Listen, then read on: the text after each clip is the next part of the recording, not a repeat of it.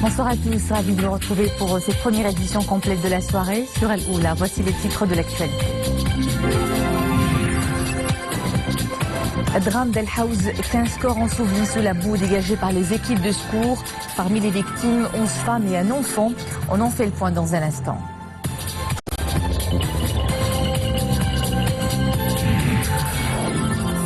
Les enfants de la paix se retrouvent pour leur festival dédié à une noble cause, une 13e édition aux couleurs de l'Ukraine, pays à l'honneur. Plus de 600 participants de plusieurs contrées sont à l'unisson.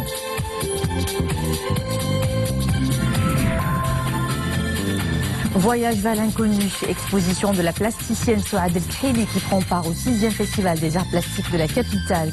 La nouvelle édition rend hommage à la mémoire du célèbre poète russe Alexandre Pouchkine. À la une de l'actualité, le drame d'El Haouz, le bilan des victimes s'alourdit. Les équipes de secours ont réussi à extraire les corps de 15 personnes qui étaient à bord d'un véhicule de transport mixte. Les corps étaient ensevelis sous la coulée de boue due aux pluies torrentielles. Le point de la situation dans ce sujet de Soumaya Belayeshi, Mouatassim Bilal Bouazawi et Nisril Hamdawi. Les familles des victimes ce matin, inconsolables. La disparition dramatique de leurs proches les plonge dans une profonde tristesse. Les corps des membres de leur famille qui ont perdu la vie dans l'éboulement de terrain d'El Haouz ont été dégagés hier dans la nuit. Les familles se souviennent des derniers moments passés auprès de leurs proches. Des instants de fête qui finissent par un drame. Le travail de deuil peut commencer. Ma mère était à Marrakech. Elle avait assisté au mariage de mon cousin. Tout s'est bien déroulé. Sur son chemin du retour, elle a été engloutie par la boue suite à un éboulement de terrain. Nous sommes ici pour récupérer sa dépouille. Quasiment tous les passagers qui ont perdu la vie font partie de notre famille. Ils sont 15 au total. Ma sœur qui a péri dans cette catastrophe avait assisté à la cérémonie de mariage que j'avais organisée il y a 3 jours. Nous avons passé ensemble des moments de joie et d'allégresse. Elle est morte. Ainsi est la volonté de Dieu. Les victimes étaient à bord d'un véhicule de transport mixte. Elles se dirigeaient vers Tel Iwin. Au point kilométrique de 130 dans la commune d'Ijoukak, leur véhicule a été emporté par un éboulement de terrain. Les amas de rochers et de terre qui ont atteint les 20 mètres de hauteur ne leur ont laissé aucune chance de survie. Le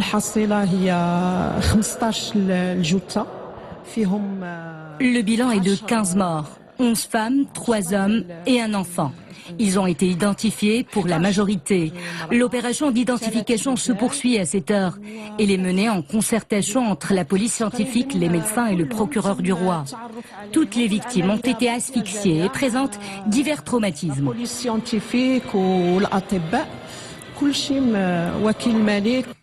Le drame a eu lieu dans la nuit du mercredi au jeudi à cause des pluies torrentielles qui se sont abattues sur la province d'El Haouz. Une région connue pour ses épisodes pluvieux. Plus de précisions sur l'opération menée depuis avant-hier par les secouristes avec le colonel commandant régional de la protection civile, Ahmed El Qaidi. Il s'exprime au micro de Soumaya Belayeshi. Les orages qui se sont abattus sur la province d'El Haouz le mercredi après-midi, et plus précisément sur la commune rurale Ijoukak, se sont traduits par des précipitations exceptionnelles, avec un déplacement massif de la boue et de pierres de différentes tailles au niveau de certaines chabas, c'est-à-dire les petits ruisseaux qui traversent la chaussée. Conséquence de ces précipitations, un véhicule de transport avec 15 personnes à bord a été enseveli au niveau du point kilométrique 230, route nationale numéro 7. La première alerte a été donnée par l'autorité locale à 20h07. Les délais de route sont estimés à un peu plus d'1 heure parce que c'est une route sinueuse avec des montées, des descentes. Parfois on roule à 40 à l'heure. Et une fois sur place, ce sont les engins de chantier, les engins de terrassement appartenant au ministère de l'équipement, aux communes, qui sont entrés en action les premiers. Les travaux de recherche se sont poursuivis durant toute la nuit. et la matinée du jeudi. Malheureusement, à partir de 16 heures, les recherches ont dû être suspendues à cause de nouvelles pluies et elles ont repris vers le cours de 17 heures. Avant 22 heures, le corps d'une femme et celui d'une fille ont été retrouvés et dégagés. À 23h10, les opérations de désincarcération ont commencé pour séparer le toit du véhicule du reste de la carcasse. Et dedans, il y avait 11 corps, ce qui fait un total de 15 cadavres. Et on précise que le premier cadavre a donc été dégagé entre 9h et 10h hier soir. Et le dernier, le 15e, l'a été vers 1h30 du matin. La Chambre des représentants clôt sa session de printemps. Une séance plénière s'est tenue cet après-midi.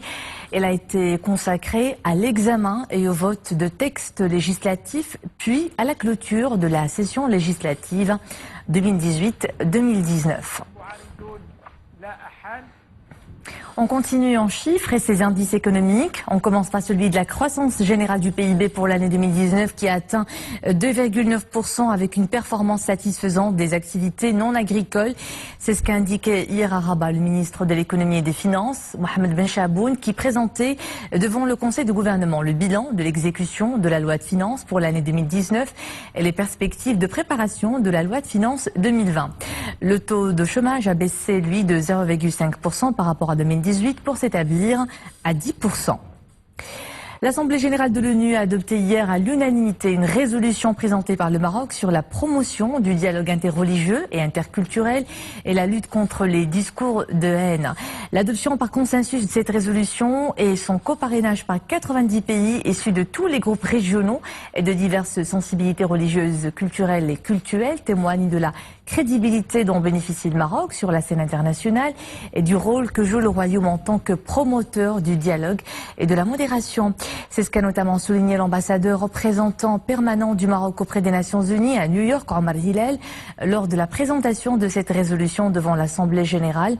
Omar Hilal a également affirmé que l'objectif de cette résolution est de sensibiliser la communauté internationale sur les dangers des discours appelant à la haine. La Tunisie, en deuil au lendemain du décès du président Bachir Kaïd Sibsi, l'heure est aux hommages. Des festivals ont été annulés et 7 jours de deuil national décrétés. Des funérailles nationales auront lieu demain en présence de chefs d'État et de gouvernement. Et conformément à la Constitution, c'est le président du Parlement, Mohamed Nasser, qui va assurer l'intérim en attendant l'organisation d'une élection présidentielle au plus tard d'ici 90 jours. Elle devrait être précédée le 6 octobre par des législatives générales. Bilan tragique en Méditerranée. Plus de 110 migrants sont portés disparus après le naufrage hier de leur bateau au large de la Libye. Un nouveau drame qualifié par l'ONU de la pire tragédie en mer Méditerranée cette année. Et selon l'Organisation internationale pour les migrations, une centaine d'autres migrants à bord du bateau qui a coulé ont été secourus. Ils sont érythréens pour la plupart, mais aussi des Palestiniens et des Soudanais. Tous attendent d'être transférés dans des centres d'hébergement. Loin de la région, la Corée du Nord vante ses missiles tirés hier.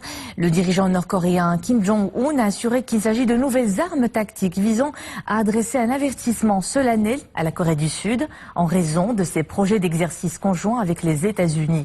D'après les évaluations de l'armée sud-coréenne, les 2 missiles de courte portée ont parcouru respectivement 450 et 700 km avant de s'abîmer en mer entre la péninsule coréenne et le Japon. Ces engins seraient ainsi capables d'atteindre n'importe quelle cible en Corée du Sud. Les couleurs du ciel chez nous, le temps chaud sévit dans plusieurs régions du royaume. Le mercure grimpe jusqu'à 45 degrés dans les provinces d'Aoussard, Assazak, Boujdour, Smara, Ouad Dahab, Tata et Zagora. Les maximales peuvent atteindre 42 degrés sur les provinces d'Arachidia et de Gulmim. Et le Haut-Atlas est parmi les zones qui connaissent de grosses chaleurs, mais il a tout de même de la visite. Les sources d'eau dont regorge la région et sa nature verdoyante sont propices à un séjour des plus frais. Omar Jledi et Mohamed Aït El nous font découvrir quelques sites. Au pied d'un relief, un plan d'eau fraîche. Une eau de source à Intamba, non loin de la ville de Bzou. Bienvenue dans cette plage. C'est sa plage à elle et aux enfants de la commune. Le site est très connu dans cette zone de montagne, dans le Haut-Atlas, dans la province de Zilal. Une piscine naturelle pour les enfants des villages avoisinants. Nous sommes dans une zone de montagne où il fait chaud. Ici, pas réellement de danger de noyade. Mais au pied de la montagne, quelques dizaines de kilomètres plus loin, les enfants n'ont d'autre choix pour se rafraîchir que ce grand canal des eaux d'irrigation des exploitations agricoles. Nous baignons ici même si c'est dangereux, nous en sommes conscients. Heureusement qu'en cette période d'été, le débit et le courant ne menacent pas les baigneurs. Le canal est alimenté par le barrage Bilouidan. Ici, des enfants et des jeunes de la commune de Bnéiyat, dans la province de Frebensal. Plus au nord, dans la plaine à Sourk Sebtoulad Nemma, la commune a pu remettre à neuf et rééquiper une piscine délaissée qui draine aujourd'hui des familles entières. Un nouvel équipement, fruit d'un partenariat public-privé. C'est le fruit d'un accord entre le conseil municipal et des investisseurs. Ce projet résout un gros problème. Les années précédentes, les enfants et les jeunes se baignaient dans des plans d'eau dangereux. Il y avait eu dans le passé des accidents mortels de noyade. La vague de chaleur persiste jusqu'à dimanche et probablement au-delà. Ici, à Sebtoulad Nemma, la température frôle les 41 degrés. Ils exhibent le folklore de leur pays et s'unissent au nom de la paix. Plus de 600 enfants de 30 pays prennent part au 13e Festival international Enfants de la paix. Cette année, c'est l'Ukraine qui est en vedette avec une programmation toujours aussi colorée. Le reportage est de Mohamed Louaidi et Samir Baraka avec un commentaire de Zakaria Mouqim-Billah.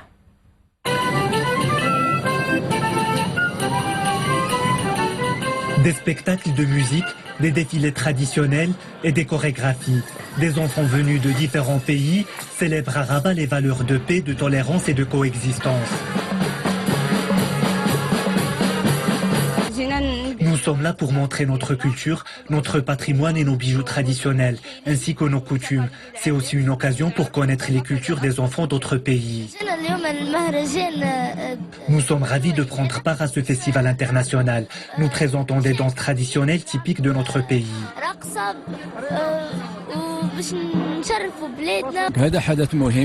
Ce rendez-vous artistique a pour objectif de répandre la culture de la paix et du vivre ensemble parmi les enfants de différents pays. Le programme de cette édition prévoit des représentations et des expositions à Rabat, Salé, Kenitra et Casablanca. Le festival est un point de rencontre pour les enfants. Ceux-ci ont l'occasion d'apprendre davantage sur leur culture et celle d'autres pays à travers l'art et la musique. L'Ukraine est l'invité d'honneur de cette 13e édition. Le goal principal, c'est de partager la paix dans tout le monde, et spécialement pour les enfants. Et quand nous visitons cet événement, nous oublions tous nos problèmes dans notre pays. Près de 650 enfants de 30 pays prennent part à cet événement. Le festival propose un programme riche en spectacles, soirées artistiques et chorégraphies assurées par les délégations participantes.